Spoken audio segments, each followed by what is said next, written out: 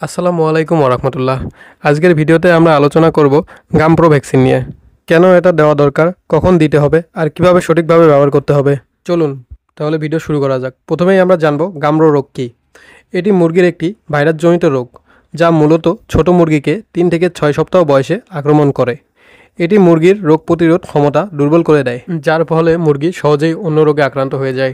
চলুন এবার আপনাদের জানিয়ে দেই কতদিন বয়সে গামপ্রো ভ্যাকসিন দিতে হয়।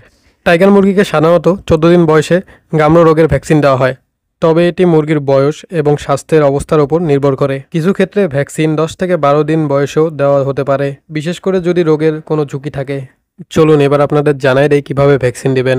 সাধারণত দুইভাবে ভ্যাকসিন দেওয়া যেতে পারে। 1 নাম্বার পানির মাধ্যমে, 2 নাম্বার মুরগির চোখে। ছোট মুরগির ক্ষেত্রে মুরগির চোখে ভ্যাকসিনটি প্রয়োগ করা খুবই কার্যকরী একটি পদ্ধতি।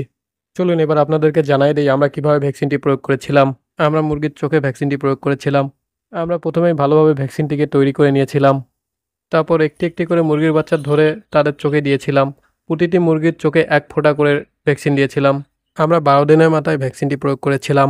আসুন এবার ভ্যাকসিনটির দাম সম্পর্কে আপনাদের জানাই দেই। আমরা 500টি মুরগির বাচ্চার জন্য ভ্যাকসিনটি পেয়েছিলাম, যার মূল্য ছিল 300 টাকা। এলাকা ভেদে এর দাম কিছুটা কম বেশি হতে পারে। মনে রাখবেন, মেয়াদ উত্তীর্ণ ভ্যাকসিন ব্যবহার করবেন না। ভ্যাকসিন খোলার পর দ্রুত ব্যবহার করতে হবে। ভ্যাকসিন দেওয়ার আগে ও পরে মুরগিকে অ্যান্টিবায়োটিক দেওয়া থেকে বিরত রাখুন। যদি আপনারা অ্যান্টিবায়োটিক দিয়ে থাকেন তাহলে ভ্যাকসিনটি ভালোভাবে কাজ করবে না। এই ছিল আজকের ভিডিও থেকে গামপ্রো ভ্যাকসিন সম্পর্কে আপনাদের কিছুটা হলেও ধারণা হয়েছে। গামপ্রো রোগ প্রতিরোধের জন্য সঠিক সময়ে ভ্যাকসিন দেওয়া অত্যন্ত জরুরি। আশা করি ভিডিওটা আপনাদের কাজে আসবে। ভিডিওটা ভালো লাগলে একটি লাইক দিন, কমেন্টে আপনার মতামত জানান, আর নতুন নতুন ভিডিও দেখতে চ্যানেলটাকে সাবস্ক্রাইব করতে ভুলবেন না। দেখা হবে পরের কোনো ভিডিওতে। সেই পর্যন্ত সুস্থ থাকবেন, ভালো থাকবেন আর আমাদের জন্য দোয়া করবেন। আল্লাহ হাফেজ।